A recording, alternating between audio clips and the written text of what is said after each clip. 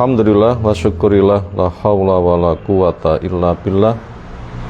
Allahumma shalli ala Muhammad wa ala alihi wa ashabihi wa man tabi'ahum bi ihsanin ila yaumiddin wa ba'du. Fa inna asdaqal hadisi kitabullah wa khairal hadyi hadyi Muhammadin sallallahu alaihi wasallam, syarrul umuri muhdatsatuha, fa inna kulla muhdatsatin bid'ah wa kulla bid'atin dhalalah wa kulla dhalalatin finnar. Ayol ikhwah azza wa ta'ala, kesempatan kali ini akan saya angkat tema tentang mutiara nikah. Alasannya, manusia dicipta fitrahnya berjodoh, nikah. Adapun tujuan tema ini kita angkat, jadikan nikah itu sebagai mutiara, sehingga siapa yang menikah dia mendapatkan kekayaan yang membahagiakan, sehingga cerah harapan ke depan. Itu alasan dan tujuan tema ini kita angkat. Soalnya kita akan memperinci nikah itu apa. Secara bahasa artinya jima, perbuatan laki-laki perempuan, kelamin dengan kelamin, tersalurnya syahwat sehingga berpotensi akan terjadi beranak pinak. Itu tentang makna jima sebagai makna pokok dari nikah. Secara istilah, nikah ialah hubungan sakral dan ikatan kuat. Allah menyebut dengan bahasa misaqon ghalidho, ikatan yang kuat antara laki-laki dan perempuan asing yang bukan mahram, yang mengubah status dari haram menjadi halal. Itu tadi poin kedua tentang makna nikah secara istilah. Yang dari istilah itu ada unsurnya, 2 syarat, 2 rukun, dan 2 wajib. 2 syarat adalah izin wali dan 2 saksi adil, tentunya laki-laki. 2 rukun yaitu ijab dan qabul. Ijab itu dari wali atau yang mewakili, kamu saya nikahkan dengan fulanah dengan mahar ini. Qabul itu dari laki-laki mengatakan saya terima pernikahan dan kawinnya dengan mahar tersebut kontan, lalu dipenuhi 2 wajib yaitu mahar dan walimah. Itu tadi tentang makna bahasa, makna istilah dari pernikahan nomor 1 dan nomor 2. Berikutnya masuk pada nomor 3, hikmah adanya pernikahan. Faedah yang bisa dipetik apa? Tentunya banyak. Di antaranya tersalurnya fitrah, sehingga menenteramkan dan ternetralkan dari potensi penyakit sosial, alat untuk regenerasi dan membangun peradaban. Ini diantara hikmah yang kita angkat, tentunya luas hikmahnya, yaitu tersalurnya fitrah. Memang laki dicipta untuk perempuan, perempuan dicipta untuk laki, laki suka perempuan, perempuan juga suka pada laki-laki. Dengan menikah nanti tentram, sekaligus ternetralkan potensi penyakit sosial. Sebab kalau tidak ada nikah lalu zina, ini penyakit sosial merajalela. Hubungan bebas, gak jelas nasab, hancur nama diri keluarga, iman masa depan, dan berbagai macam penyakit. Sehingga seolah tidak ubah dengan hewan, bahkan lebih jelek. Sekaligus kemah nikah untuk regenerasi. Orang tua berpotensi mati, dia tidak putus, ada generasi pengganti beranak pinak semakin besar. Sehingga dengan dipelopori kebaikan akan semakin gede. Dan juga untuk membangun peradaban, semuanya diantara dari hikmah pernikahan. Sehingga untuk masa depannya ketika kesolehan itu terjaga, orang tua bisa kagum, ya Allah dari mana surga setinggi ini? Jawabnya dengan sebab istighfar anakmu. Itu poin yang ketiga diantara hikmah pernikahan yang supaya kita junjung tinggi. Di balik berbagai macam hikmah dunia pun juga sangat banyak sekali. Berikutnya masuk pada nomor yang keempat, penegak keluarga standar. Artinya siapapun ketika berkeluarga ingin tegak, itu standar tegaknya itu apa? Kita butuh melihat penegak-penegaknya. Di antaranya, kesolehan suami yang adil. Adil itu bisa menempatkan sesuatu berada tempatnya. Suami soleh yang adil. Tanda soleh itu adalah punya agama dijaga dengan istiqomah. Waktu malam setelah istirahat cukup, dia sholat, baca Al-Quran. Kemudian iman pada Allah berarti bertauhid. Iman pada hari akhir berarti taat dengan sunnah yang ikhlas dan beradab. Lalu amar ma'ruf, mengajak yang baik, nahi mungkar, mencegah yang mungkar, dan lomba pada kebaikan.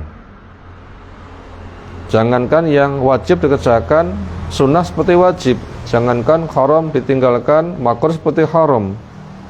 Bahkan kepada yang mubah dia teliti, sekira manfaat ia ambil, sekira enggak manfaat ia tinggalkan. Itu tanda suami yang soleh. Ada 8 sifat sebagaimana dijelaskan di Ali Imran 113-114. Ini penegak keluarga standar dari pihak suami yang soleh, yang adil, didukung dengan kesetiaan istri yang solehah. Kesetiaan istri yang solehah, yang kedua-duanya itu harus ikhlas. Suami menikah, ya cari pahala ikhlas mencari ridha Allah, demikian juga perempuan. Sehingga suami siap menjadi suami adil yang soleh, istri siap menjadi setia yang solehah. Apa tanda istri yang solehah? Hadis menyebutkan mana-mana istri yang sholat 5 waktu tentunya ditopang di atas akidah tauhid, ikhlas, mengikuti sunnah, sholatnya tegak, mencegah perbuatan keji dan mungkar. Dia juga puasa sehingga ambisinya akan terkendali dengan puasa, ngempet, emosinya terkendali. Dia jaga kehormatannya. Makanya dia itu butuh setia. Yang terngiang di benaknya suami adalah manusia halal yang ia cintai. Ia menutup kepada laki-laki lain. Karena perempuan dituntut setia, nggak boleh khianat. Kemudian dia taat pada suami di dalam kebaikan yang ia mampu. Itu tanda-tanda istri yang solehah. Suami adil, walaupun dia punya pemikiran wanita double, karena itu fitrahnya nggak bisa dihindari. Kuncinya adil, menempatkan sesuatu pas, nggak ada yang dizalimi. Sementara perempuan tidak seperti laki-laki, tapi perempuan dituntut setia. Makanya yang ia cintai ya suaminya, nggak boleh berkhianat. Suami di samping tapi hati di luar rumah. Suami senyum di sampingnya tidak tampak, pikiran istri di luar sana ada pihak yang senyum-senyum, pikirannya keluar sana. Tidak bisa. Maka cintai orang yang ada di sampingmu. Kenapa? Istri dituntut kesetiaan. Nggak boleh ada pengkhianatan. Itu tadi unsur penegak yang pertama. Yang nomor dua, unsur penegak keluarga standar. Nomor dua adalah mengelola egois dan isar. Di mana manusia itu egois, ananiyah, keakuan. Masing-masing berpotensi untuk mengedepankan diri sendiri. Yang paling dicintai siapa? Dirinya sendiri. Itu namanya egois. Maka itu dikelola dengan cara isar. Isar itu apa? Isar itu adalah lebih mengutamakan orang lain daripada diri sendiri. Ini cara mengelola. Sebenarnya yang paling dicintai itu diri sendiri, cuma cara mewujudkannya dengan isar. Sebab kalau kita itu butuh lalu minta, ya kabeh wong nanti akan minta, lomba minta. Tetapi tanpa minta kita akan diberi, maka beri orang lain. Maka siapa-siapa yang menanam jasa ke sana kemari, mereka akan merasa diberi jasa, akan terima kasih, akan terpanggil. Maka mereka akan membalas. Maka tanpa diminta mereka akan memberi. Maka daripada itu kita lihat Nabi Musa alaihissalam ketika dikejar mau dibunuh Fir'aun, dia butuh, tapi dia tidak minta pada makhluk, tetapi menolong. Akhirnya dia ditolong. Karena hadis menyebutkan innallaha fi aunil abdi ma kan abdu fi auni akhi.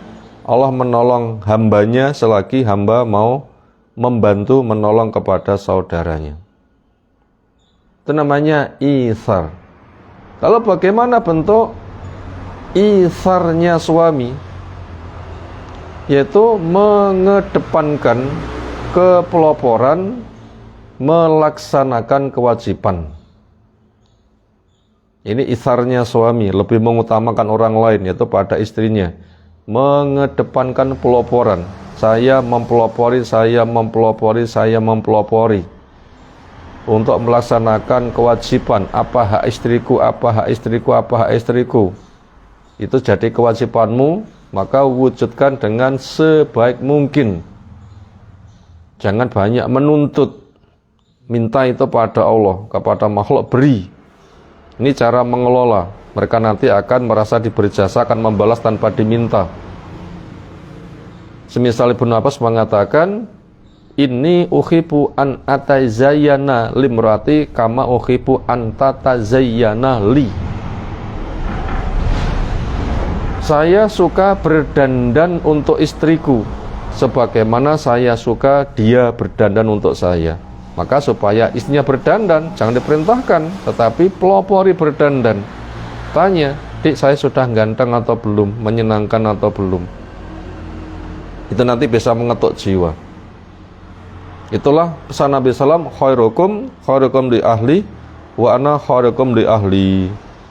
Orang yang paling baik di antara kamu, yang paling baik kepada keluarganya, kepada istrinya, bukan orang lain. Dan saya orang yang paling baik di antara kamu kepada istriku.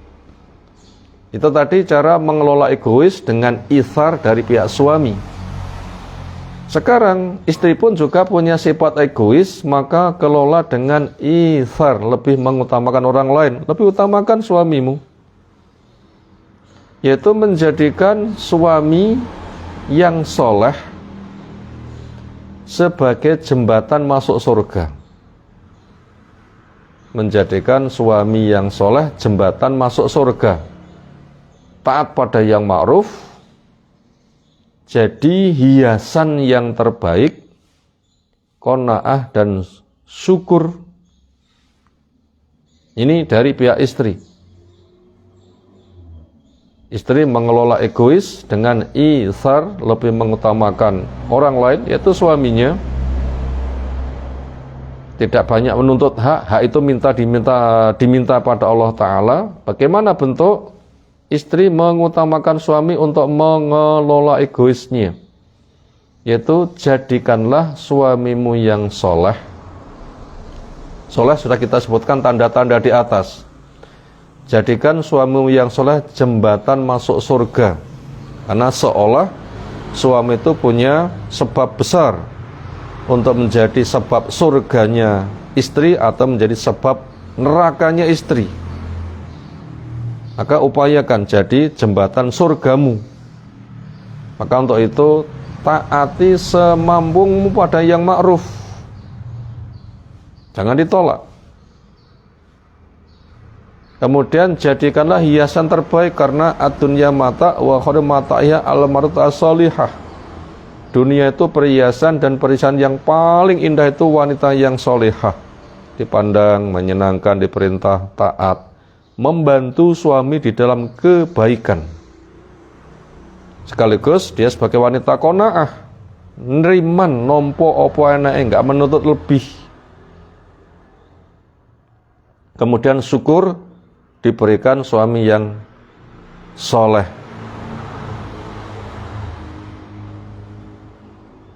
Untuk melengkapi hal ini, ada 10 pesan seorang ibu kepada putrinya ketika hendak menikah. Wahai putriku, bila ada perempuan tidak butuh nasihat kamu, karena kamu telah belajar ada gejala sukses. Tetapi nasihat itu penting untuk mengokohkan yang sudah kokoh, atau untuk mengokohkan yang kurang kokoh, atau mengingatkan ketika ada lupa, atau memberikan pencerahan ketika memang butuh pencerahan. Apabila ada seseorang nggak berhajat kepada orang lain, kayaknya kamu nggak berhajat. Karena di depan orang tuamu kamu dicintai, orang tuamu cukup hartanya. Sehingga dengan begitu kamu telah mandiri. Tapi karena perempuan dicipta untuk laki-laki, laki-laki dicipta untuk perempuan, bagaimanapun juga kamu akan berpisah dari lingkungan orang tuamu yang mencintamu kepada laki-laki lain yang kamu masih asing, dari rumah yang kamu lahir di situ kepada lingkungan baru yang kamu masih terasa janggal. Maka supaya kamu nanti sukses di dalam berkeluargamu, maka pesan ibu yang 10 perhatikan. 1. Tunduklah pada suamimu dengan sifat qanaah, neriman opo eneki. 2. Suamimu pemimpinmu, maka supaya kamu punya sikap sami'na wa ata'na, siap dengar, siap taat selagi mampu dan halal. 3. Jadikan penampilanmu sedap dipandang mata suamimu. 4. Jadikan hidung suamimu selalu mencium bau harum. 5. Jaga makanan suami, jangan sampai dia dirundung kelaparan. Suami pulang sudah tersedia, sehingga menu makanannya akan jadi sebab tentram jiwanya. 6. Nyenyakkan tidurnya, ketika butuh istirahat jangan diganggu. Bila terpaksa butuh dibangunkan, sentuh dengan lembut. Jangan sampai memancing emosi. Karena terganggunya makan dan tidur bisa memancing emosi. Nomor 7, jaga hartanya. Hakmu ambil secukupnya. Selebihnya punya suamimu, jaga. Baik cara mengatur, mengelola harta. Yang ke-8, urus keluarganya. Di antaranya kamu punya anak darinya, urus dengan baik. Jangan sampai anakmu tersakiti di depan mata suami. Yang ke-9, jangan sampai membangkang. Yang ke-10, jaga rahasianya, jangan sampai dibongkar. Itu tadi masuk pada poin yang keempat, penegak keluarga standar. Ada beberapa poin telah kita sampaikan. Berikutnya kita masuk pada poin yang kelima. Supaya suami istri kompak untuk meraih program Baiti Jannati, rumahku adalah surgaku. Cita-cita itu supaya keduanya kompak untuk mewujudkan kerjasama. Lalu yang keenam, keluarga yang kita bangun Baiti Jannati, rumahku surgaku, itu butuh dijaga eksisnya, teguhnya, tidak berkeluarga seumur jagung. Artinya bahagia sementara, setelah itu nanti hancur. 3 bulan sudah menguning, mati dibabat sehingga gersang. Jangan sampai pernikahan, kebahagiaan itu seolah seumur jagung. Makanya kita butuh mengetahui penyubur keharmonisan. Apa itu? Masing-masing sebagai orang yang taat dan jaga diri dari dosa-dosa. Karena semua peristiwa yang menghancurkan itu pemicunya adalah dosa. Suami si pendosa, istri si pendosa. Karena dhaharul fasadu fil barri wal bahri bima kasabat aidinas. Merajalailah kerusakan di daratan, di lautan itu dengan sebab dosa-dosa. Makanya jadilah orang yang taat, makanya ilmu, majelis ilmu selalu datangi dengan manhaj yang benar. Tauhidnya benar, ibadahnya benar, akhlaknya benar. Dan jaga dari dosa-dosa, makanya banyak istighfar, banyak zikir, banyak sedekah. Itu penyubur keharmonisan. Jangan ada pengkhianatan. Entah suaminya berkhianat atau istri yang berkhianat.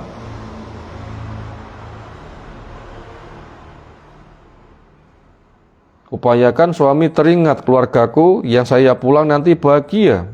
Upayakan istri merenung suaminya, pulang akan kusambut. Kenapa? Mitra kerjasama, karena ketemu karena Allah, pisah juga karena Allah. Nomor 7, waspada dari perceraian dan pemicunya. Kenapa? Karena perceraian itu barang halal yang paling dibenci. Makanya waspada dari perceraian dan pemicunya. Makanya suami bekerja keras membahagiakan istri, demikian juga sebaliknya. Berikutnya ke-8, cerai syar'i bisa jadi solusi masalah dan bisa menjadi obat. Ini poin ke-8, cerai syar'i bisa menjadi solusi masalah dan bisa menjadi obat. Artinya, hidup itu memang diuji, ada siang, ada malam. Ketika sedang siang dan maslahat seolah mikir semoga siang terus, tapi nggak bisa, nanti juga akan datang malam. Ketika malam bisa tidur pulas seolah malam terus, saya akan tidur pulas, tapi nggak bisa, akan datang siang. Ketika sedang bahagia semoga bahagia terus, nggak bisa, karena hidup itu berjodoh, ada suka ada duka. Ketika duka pun juga jangan putus asa, masa duka tak bunuh diri, jangan, akan datang juga masa bahagia. Makanya harapannya gitu adalah kebaikan, berkumpul di dalam kebaikan. Bila terpaksa pisah pun juga diupayakan juga pisah yang baik. Tetapi fitrahnya adalah namanya berkeluarga itu ada berkumpul. Makanya ketika pisah itu mesti ada sebab. Makanya di sana ada pembimbingan bagaimana bisa terjadi andaikan ada cerai pun juga cerai yang bisa menyelesaikan masalah dan menjadi obat. Jangan sampai ketika nikah kompak, ketika ada ujian cerai kemudian dua kubu gitu perang, nah, jangan. Makanya di sana tuh ada adab-adabnya. Apa kira-kira? Bila terpaksa terjadi cerai itu yang syar'i. Di antaranya mungkin suami nusus. Ini berpotensi cerai ini, suami nusus. Apa itu nusus? Tidak bisa menjadi pengayom dan pemimpin. Diupayakan sana sini, keberadaannya sebagai pengayom pemimpin tidak bisa. Sehingga hilang qawamnya, kedudukan sebagai seorang pemimpin, sehingga tidak bisa mengayomi. Banyak itu penyebabnya. Supaya tidak bertumpuk dosa, maka itu nanti dengan cara-cara itu sebagai obat. Yang kedua,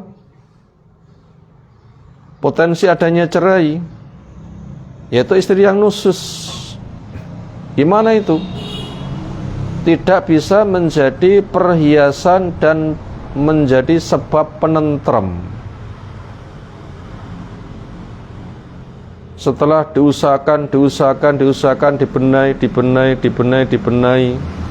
dengan penuh ilmu dan kesabaran, ternyata tetap tidak bisa menjadi perhiasan dan penentram jiwa.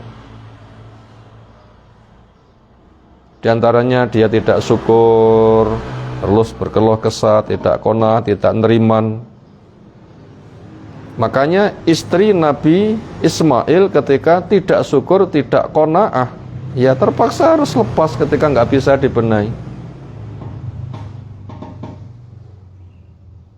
Makanya diantara pendorong untuk pembenah supaya istri menyadari, salah satunya ada ungkapan bidadari surga yang sedang menunggu suami yang solihah. Kita ulang, bidadari surga menunggu suami yang soleh. Ketika suami yang soleh punya istri, membimbing dengan baik, tetapi dia tidak syukur, tidak qanaah, sehingga tidak bisa menjadi perhiasan dan menjadi sebab penenteram. Apa kata sang bidadari? La tu'dhihi qatalakillah fa innama huwa dakhilun indak yusiku ayyufariqaki ilaina, rawahu Tirmidzi. Semoga Allah melaknat kamu, hai istri yang tidak syukur, tidak qanaah.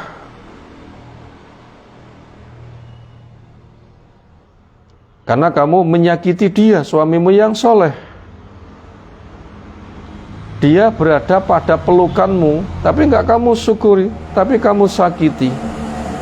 Kamu tidak bisa jadi perhiasan, penenteram dia. Hampir-hampir saja dia meninggalkan kamu untuk kami sambut. Nah, ini supaya mendorong kepada suami sabar mendidik istri, supaya dijadikan oleh istri pendorong bagaimana dia menjadi perhiasan dan penenteram. Maka bila kondisi seperti ini ternyata tidak bisa dibenahi, berulang-ulang, bertahap, nah itu nanti ya berpotensi bila terjadi cerai, itu memang cerai syar'i. Kenapa? Karena untuk tegaknya rumah tangga ternyata nggak bisa terbenahi, nggak bisa tercapai. Berikutnya poin yang ke-9, rukun dan cerai merupakan modal syukur dan sabar. Rukun dan cerai dua modal syukur dan sabar. Ada siang, ada malam. Ada rukun, ada cerai, ada suka, ada duka. Upayakan hal ini dijadikan sebagai dua modal syukur dan sabar. Artinya apa? Artinya bila butuh bertahan, ya bertahan dengan penuh bahagia. Ditopang di atas ilmu untuk mencari pahala yang beramal dengan ikhlas. Di dunia sudah bahagia, panen pahala. Itu ketika rukun upayakan untuk dijadikan hal seperti itu. Akhirnya bisa menjadi pendorongnya ialah kalau dunia nggak seberapa sudah bahagia, Masya Allah nanti surga seperti apa. Atau apabila memang teruji dengan perceraian, mungkin ada nusus dari pihak mana nggak bisa dibenahi, terpaksa cerai, upayakan itu juga dirembuk dengan baik-baik. Sejak dari suami memberikan nasihat, bisa ranjang, pukulan pelajaran, dipertemukan dua keluarga, masing-masing tahu dan berusaha untuk melaraikan.